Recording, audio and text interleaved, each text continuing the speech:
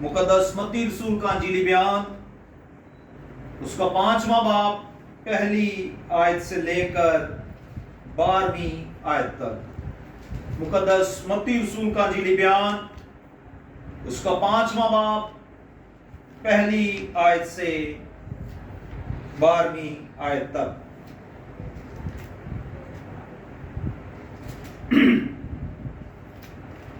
पहली आयत से खुदावंद के जिंदा कलाम में ये मरकूम है, वो इस भीड़ को देखकर पहाड़ पर चढ़ गया और जब बैठ गया तो उसके शागिर्द उसके पास आए और वो अपनी जुबान खोलकर उनको यूं तालीम देने लगा, मुबारक हैं वो जो दिल के गरीब, क्योंकि आसमान की बादशाही उन्हीं की है। मुबारक हैं वो जो गमगीन हैं, क्योंकि वो तसल्ली पाएंगे। मुबारक हैं वो जो हलीम हैं, क्योंकि वो जमीन के वारिस हों। मुबारक हैं वो जो रास्तबाजी के भूखे और प्यासे हैं, क्योंकि वो आसूदा हों। मुबारक हैं वो जो रहम दिल हैं, क्योंकि उन पर रहम किया जाए। मुबारक हैं वो जो पाक दिल हैं, क्योंकि वो खुदा को देखें। मुबारक हैं वो जो सुलह कराते हैं, क्योंकि वो खुदा के बेटे कहलाएंगे।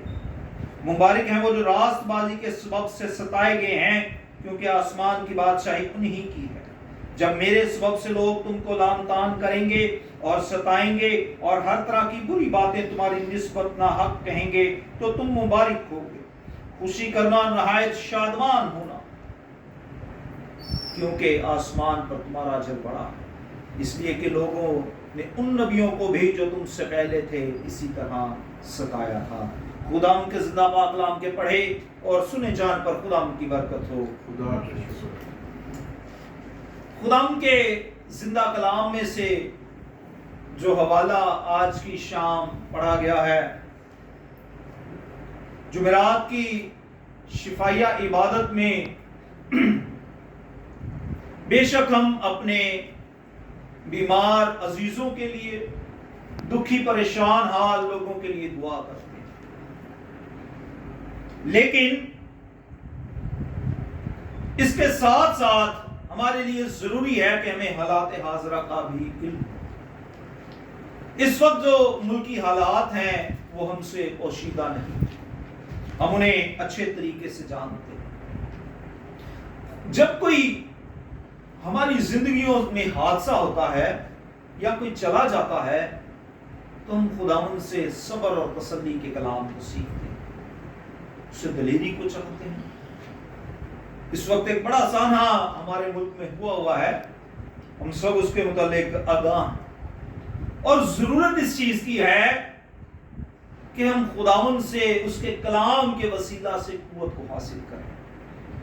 खुदा का रूह आज सुबह से मुझे इस बात की तहरीक दे रहा था कि जरूर है कि मैं उसके लोगों के लिए दलेरी और तसल्ली और कुव्वत का बाइस बनूं उसके कलाम के वसीला से।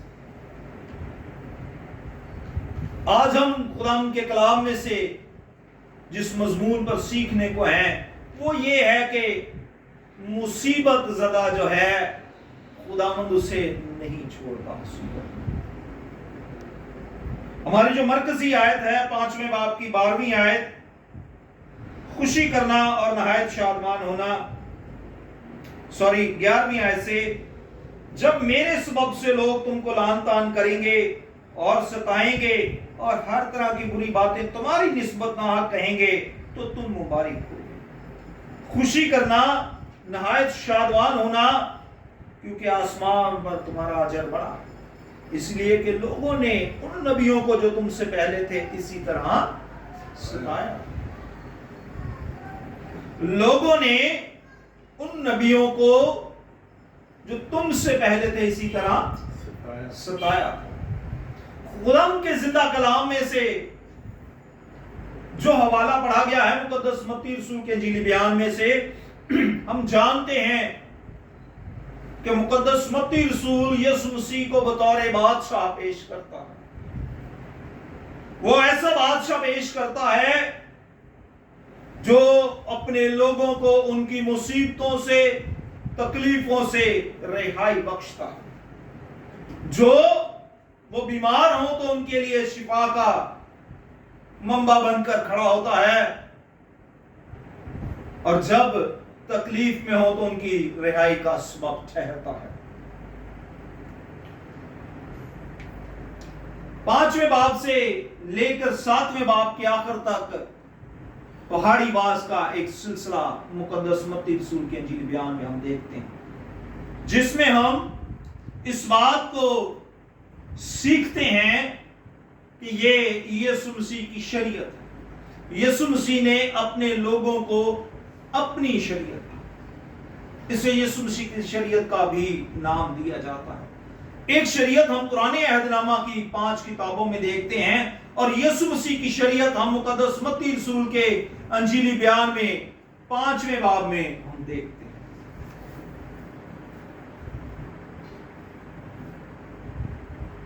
یہ تعلیم ایمانداروں کے لیے تھی، راست بازوں کے لیے تھی، جو خداوند کو قبول کر کے خداوند کے پاس آ جاتے تھے۔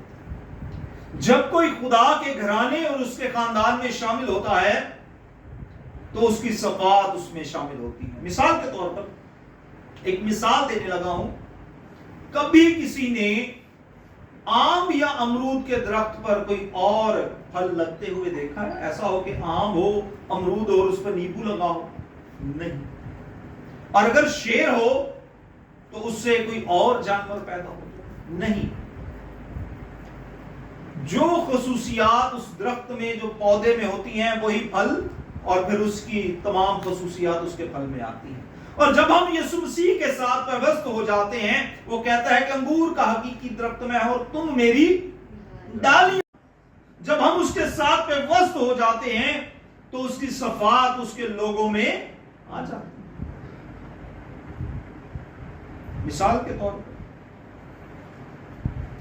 جب ہم پریشان ہوں، میں پچھلے گزشتہ 2 ہفتے پہلے ایک بات کو سکھا چکا ہوں کہ شکر گزاری مصیبت میں بھی کی جا سکتی۔ آج ہم ایک اور نئی چیز سیکھنے والے ہیں۔ جب ہم کسی شادی میں جاتے ہیں، کسی اچھی دعوت میں جاتے ہیں، سالگرہ پر جاتے ہیں، تو ہم اگلے بندے کو کیا کہتے ہیں؟ بھائی بہت بہت مبارک ہو۔ ہم کیا کہتے ہیں؟ اگلے کو مبارکبادی دیتے ہیں کہ آپ کو خداوند نے سرفرازی کی۔ اگر کسی کو اولاد دی ہو، کسی کو کامیابی دی ہو، تو ہم کہتے ہیں بھائی آپ کو مبارک۔ اب یسوع مسیح کن لوگوں کو مبارکبادی دے رہے ہیں، کن لوگوں کو مبارک ٹھہراتے ہیں؟ لکھا ہے مبارک ہیں وہ جو دل کے غریب ہیں۔ یہ ان کے لیے بڑی خوشی کی بات ہے۔ یہ غریب لوگوں کے لیے جو دل کے غریب ہیں، ان کے لیے کیا ہے؟ خوشی کی بات۔ پھر لکھا ہے مبارک ہیں وہ جو غمگین ہیں، کیونکہ وہ یہ جو آج ہمارے لوگ غمگین ہیں، یہ مبارک حال ہے، کیونکہ یہ جلد تسلی پائیں گے، بلکہ خداوند نے اپنی تسلی میں دے دی۔ مبارک ہیں وہ جو حلیم ہیں، کیونکہ وہ زمین کے، اور مبارک ہیں وہ جو راست بازی کے بھوکے اور پیاسے ہیں، کیونکہ وہ آسودہ ہوں۔ دوبارہ سے ہم اپنی مرکزی آیت پر آتے ہیں، 11ویں آیت سے، جب میرے سبب سے لوگ تم کو لعن طعن کریں گے اور ستائیں گے اور ہر طرح کی بری باتیں تمہاری نسبت کہیں گے، تو تم مبارک ہو، خوشی کرنا اور نہایت شادمان ہونا، کیونکہ آسمان پر تمہارا اجر بڑا ہے، اس لیے کہ لوگوں نے ان نبیوں کو بھی جو تم سے پہلے تھے اسی طرح ستایا۔ یہ مسیحیوں کا ستایا جانا، راست بازوں کا تکلیفیں اٹھانا، راست بازوں کے لیے مصیبتوں کے پہاڑوں کا کھڑا ہو جانا کوئی نئی بات نہیں ہے۔ یہ شروع سے یہ عمل آتا ہے۔ مثال کے طور پر جاتی جولیت کیا کرتا تھا؟ جاتی جولیت کیا کرتا تھا؟ ہر روز میدان میں آتا، مسلمانوں کو للکارتا، ہر روز میدان میں آ کر کیا کرتا تھا؟ خدا کے لوگوں کو کہتا، ہاں بھائی لاؤ اسرائیلیوں، کوئی ہے جو میرے سامنے؟ کوئی نہیں اس کے سامنے آتا۔ وہ کیا کرتا تھا؟ وہ یہی کام کرتا تھا جو آج ہو رہا ہے۔ صدرک بیسرک عبدالنجو کو کیوں آگ کی بھٹی میں ڈالا گیا؟ وجہ کیا تھی؟ وہ خدا کے لوگ تھے، وہ خدا کے لوگ۔ داؤد کو خدا استعمال کرتا ہے جاتی جلیت کے خلاف. نعرے مارتا تھا, خدا کے لوگوں کو آوازیں دیتا تھا, للکارتا تھا. ایک چھوٹے بچے نے, خدا نے اسے استعمال کیا, اسے زور دے. ایک پتھر کس فلاسٹی سے جا لگا کہ اس سے فلاخن سے اسے اڑا دیا. صدرک مصرک عبدالنجو کو جب ہم دیکھتے ہیں آگ کی بھٹی میں ڈالا گیا تو چوتھا جو العذاب تھا وہاں پر ظاہر. اور پھر دانیل کو جب شیروں کی مانگ میں ڈالا گیا تو بادشاہ کہتا ہے دانیل تیرا خدا جو ہے اس نے تجھے بچایا ہے. وہاں سے اندر سے آواز آئی, اس نے شیروں کے منہ. قوم کوئی اچھا وقت نہ تھا قوم پر. مسیحی یا راست باز جو خدا کے لوگ ہیں ان کے لیے کوئی یہ اچھا دور کبھی بھی نہیں رہا. کرسمس کے دنوں میں ہم سیکھ چکے ہیں, جب پیشین گوئیوں کے حوالے سے سیکھ رہے تھے کہ پیشین گوئیاں ایسی بھی ہیں جو ایک وقت میں نہیں بلکہ 3 سے 4 دفعہ میں پوری ہوتی ہیں. مثال کے طور پر میرے ساتھ حوالہ نکالیے زبور 2 اور اس کی پہلی آیت. میں پہلے بھی اس بات کو سکھا چکا ہوں کہ یہ ایک ایسی پیشین گوئی ہے جو کم از کم 3 دفعہ تکمیل تک پہنچی. پہلا دوسرے باب کی زبور 2 کی پہلی آیت, قومیں کس لیے طیش میں اور لوگ کیوں باطل خیال مانتے ہیں. خداوند اور اس کے مسیح کے خلاف زمین کے بادشاہ سفر آئی کر کے اور حاکم آپس میں مشورہ کر کے کہتے ہیں آؤ ہم اس کے بندھن توڑ ڈالیں اور اس کی رسیاں اپنے اوپر سے اتار دیں. قومیں کس لیے طیش میں, جاتی جلیت کیا طیش میں تھا. او نکلا باہر اسرائیلیوں. صدرک مصرک کے دور میں کیا تھا, قومیں طیش میں تھی. انہوں نے کہا بھائی ان کو جیل میں ڈالو, یہ کیا انہوں نے مذاق بنایا. اور پھر یسوع مسیح کے دور میں ہم دیکھتے ہیں جب یسوع مسیح کا دور آیا تو کیا ہوا, طیش میں تھی قوم. وہ قوم جو چند دن پہلے کہہ رہی تھی ہاللویا اور ہوشانا کے نعرے لگا رہی تھی, اسے بادشاہ کے طور پر قبول کر رہی تھی, وہی کہہ رہی تھی اسے سلیب دو. قومیں طیش میں, پیشین وہی دوسری دفعہ پوری, قومیں طیش میں آئی. در حقیقت جب انہیں قید خانہ میں ڈالا گیا ہے,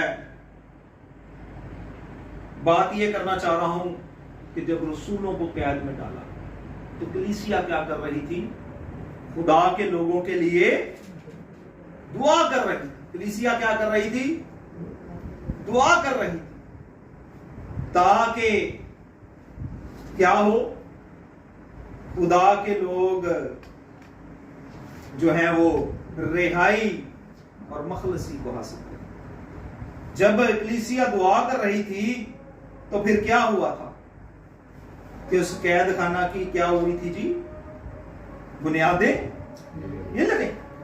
اور پھر کیا ہوا, پھر یہ ہوا کہ وہ قید خانہ ہی سارا گر گیا. قید خانہ جب گر گیا